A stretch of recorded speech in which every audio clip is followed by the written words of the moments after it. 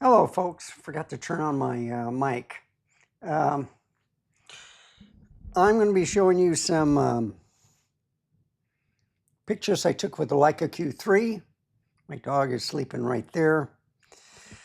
Anyway, want to say that point and shoots are pretty good. All right. I like the Leica Q3. It's a 28 millimeter lens on it. It's a leaf shutter. I get some excellent pictures. There is a little distortion on the bottom where it leans left to right, but basically the pictures are sharp. I'm just showing you a little bit about my new setup where I move the monitors away. I put the camera straight ahead. So this way I can just look a little bit this way or that way, you know, when I look at each monitor, just to show you that, hey, at least you're not looking at something like this. And with the Z5 II, it's working good also. So if I'm looking at this, you can see the side. And of course, if I'm looking at this monitor, I'm straight ahead. Just as long as I don't put my hand in front of my face, it stays pretty clear. And then as you can see, when I get back here, it'll focus on me there. So anyway, let's get back to here. I'm going to be showing you some pictures that I took with the Leica Q3. I've had about a week's worth of pictures. There's only about close to 50 of them.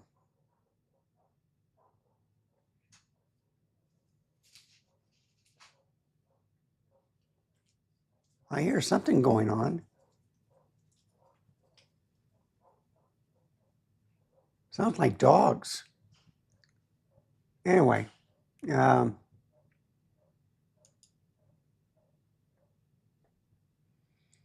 it stopped because my dog went outside. So, okay. Here's the first picture of Lucky. I'll be scrolling down these pretty quick. But look how sharp the pictures are. I got to do that real quick. This is, I have Jen. I like following her. She's interviewing different people.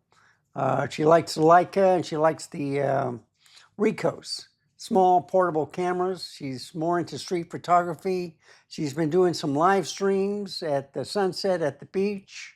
So I'm enjoying watching those.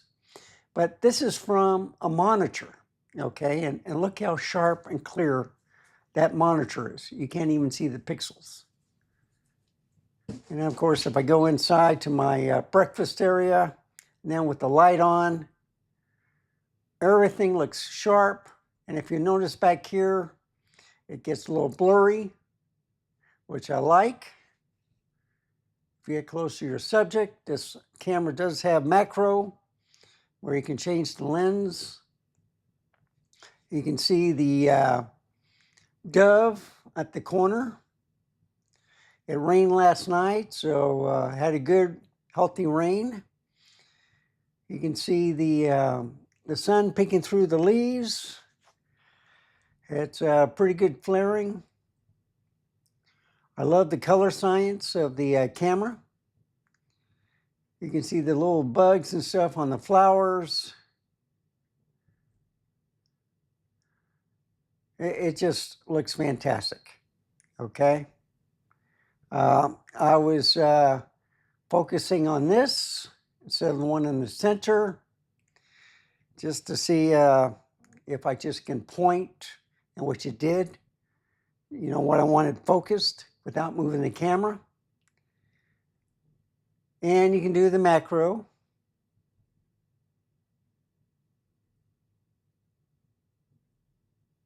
So I see the pictures are sharp.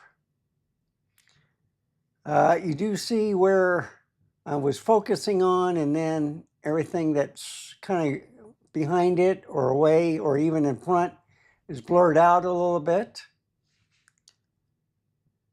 Same thing here. There's more pictures.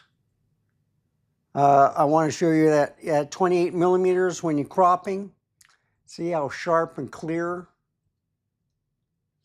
the DVDs are. And I have not seen Gemini Man yet. I think I have. It's like a replica of him trying to kill each other. But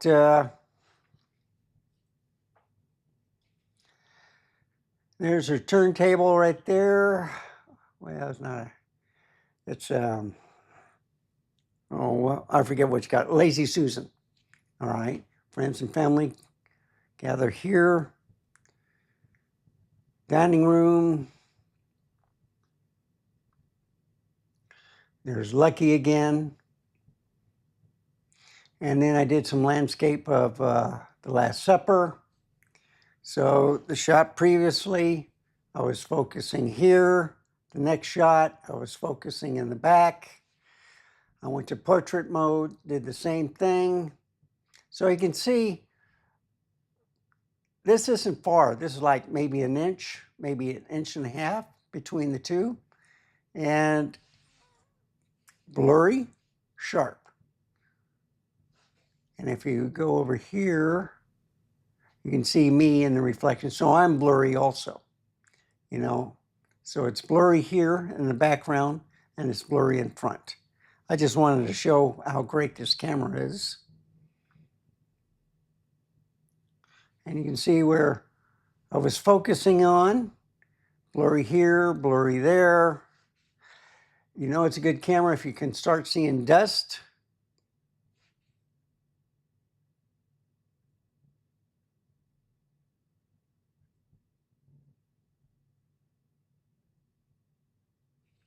Like I said, there's the dust. I had to move a lot of stuff from the lower level or shelves because my dog was eating pine cones and magazines and books.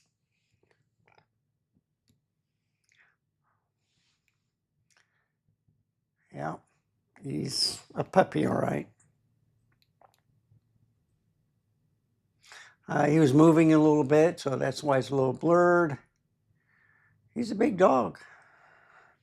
And I think that's the last picture. I'm gonna end it right there. But can't beat that face. So let's get back over here. With the new setup, I moved the monitors farther apart because I used to have the Z6 III over here. And if I looked at this monitor, it still wasn't straight on like it is right here. These cameras have not overheated since I moved it out of the office into the master bedroom. And it's excellent. Z6 III,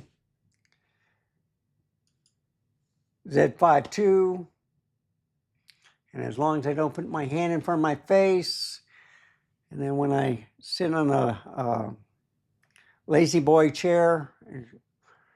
So I have the Nikon 24 to 20 f4 on that one. And then I have the 24 millimeter f1.8 on this one, on the Z6 III. So both full frame cameras are great. I can take them off easily, do my shoots. Same thing with all the other cameras. I'm selling 3 S9s because I really need an EVF. But after I did some car vlogs and stuff, I think I'll keep one. All right. You can't beat the stabilization on the Panasonics. I've been looking at the 24 to 60 f2.8. I've been also looking at the 24 to 70, the new one, f2.8, where it's all in one housing. So it's not stabilized, but you got IBIS in the camera. I had the 17 to 28 and the 28 to 75, and they work fine with the camera. So they had no stabilization in the lens also. So if your camera is stabilized, you'll still get some great pictures. It's like this Leica Q3. It has a leaf shutter. The stabilization, I think, is in the lens only, but still, you get some great pictures. And so I'm looking at those two lenses. On the camera front, the Canon R3 and the R7 II are around the corner. They're talking about the Nikon ZR, whatever that is. Basically, I'm happy with the cameras that I've got. I love the A9 because it's, well, you know, like the A9 and then the Z8, all right? They're fully stacked sensors, but then I also have partially stacked sensors, and then I just got cameras without any sensors. I mean, stacked sensors. They all take great pictures. They're all great with video, like the Z5 II. The Z52 is excellent. It has the flash on it. So, you know, I like cameras with flash. That way I can use the DJI Mic 2 on the hot shoe. And pretty happy with my systems, the way I got it set up. Nothing is overheating since I moved over here to the bedroom. I still have my two other studios, Studio 64 and 32 in the office, but I'll be utilizing them for the winter time also. So you'll see me going back and forth. What I like about the 32 and 64, they have an overhead things where I wanted to show things in the menu of the camera and stuff. So I'm thinking of getting rid of my GR3 and GR3X. I might send that to my nephew. And I've been looking at the Fuji X106. I got that too, but I think I'll keep that. There's another couple of cameras I'm thinking of getting rid of. I like the 610.